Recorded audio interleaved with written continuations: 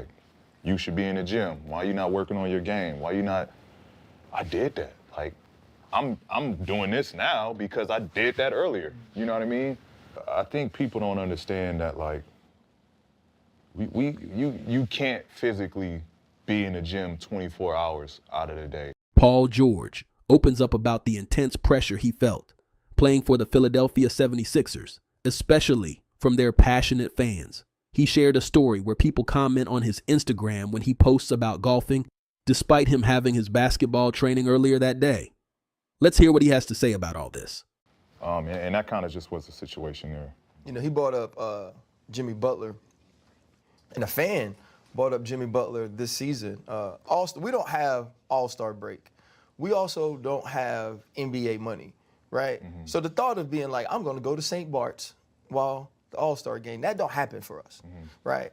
But that's common in your game, right? Players, when they are not playing an All-Star weekend or participating, they get an opportunity to get away from ball. You do that, you get away with your lovely wife, and the Philadelphia fans and the people are ridiculing you for the pictures that are posted. One fan said, you know, if this was Jimmy Butler, he'd have us huddled up like Full Metal Jacket. What do you say to people who want, like the man walking down the street, you need to be walking on the court. What do you say to people who want athletes or NBA players in particular to not have a life unless they're winning or unless basketball's going as the fans think it should go?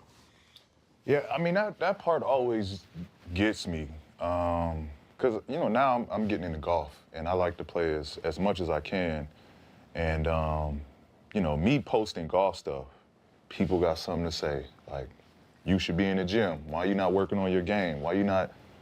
I did that. Like, I'm doing this now because I did that earlier. You know what I mean? I think people don't understand that, like, you can't physically be in the gym 24 hours out of the day. Like, we gotta have a life too. You know what I mean? Like, y'all don't work, not y'all, but fans, like, whatever y'all job is, y'all don't work 24 hours out of the day. Y'all have leisure time. Y'all have things y'all like to do. Y'all got hobbies. How you gonna ridicule me? I'm in the 1 percentile of my work. You know what I mean? And I've showed you I work hard. Obviously, if I've made it to this point, now why can't I have a life aside from my job now? You know what I mean? So that always gets me when, you know, people ask that question or make that comparison. Like, you know what I mean? Jordan golfs. He the best motherfucker in the world. Like, he had a hobby outside of basketball. Like, and we know how hard he worked. We know what, you know what I mean, the time he dedicated to his craft. Right. I'm not comparing myself to Jordan or saying I'm on that stature, but like, everybody got, you know, shit to do that, you know, outside of what their profession is. So to that point, man, I see those comments, and I just, you know, I try to just push through it. Like, when I would comment back, you'd be like, RC, why are you talking to these people? Talking to John 17:4-5 in his daddy's basement. You know what it is, though? I don't pay it no mind. You know what it is? It's more so my wife. My wife will be like, look what, man, don't pay them no mind. Like, so I hear it more from my wife than me searching and looking for that. Yeah, and it's what all you've done, bro. You were the monster. He said your resume. What do you need affirmation anymore? Do you need to worry about any of that? Like, why does it? We talk about it all the time. Why does it get to you? Why does it get to your wife? Why does it get to hell with them? It don't get to me. It don't get to me. Like, other than winning a championship, like, and obviously wanting to win an MVP, like, I didn't. Like, I like where my career is going. Like, I'm thinking about it the other day. Like, had there not been a LeBron James, shit, I might have had one. You know what I mean? Had we not played LeBron James or there was no LeBron James, we might have had one in Indiana. You know what I mean?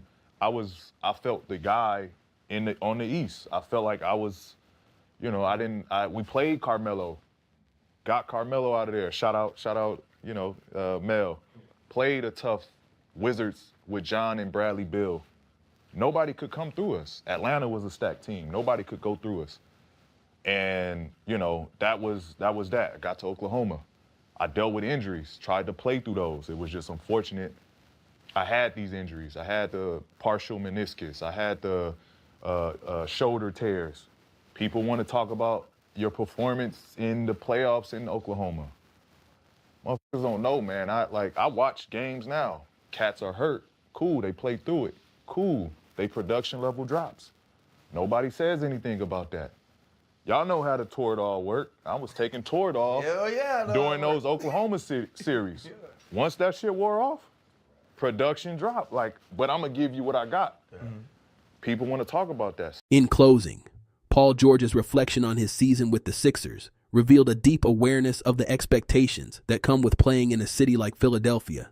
While fans may see the missed games and question a player's heart, PG reminded listeners of the unseen battles, physical wear, mental fatigue, and the personal life stress that shape an athlete's performance.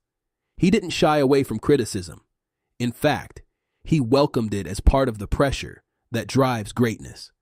But he also asked for understanding, not excuses, for the human side of pro athletes, that they can't be in the gym 24/7. They are human too. His honesty highlighted a powerful truth. Being elite doesn't mean being immune. And as he puts it, he came to Philly to win. He's still all in. So do you think Paul George will get Philly to the playoffs next season? Comment your answer below. I hope you enjoyed this video. I'll see you in the next one.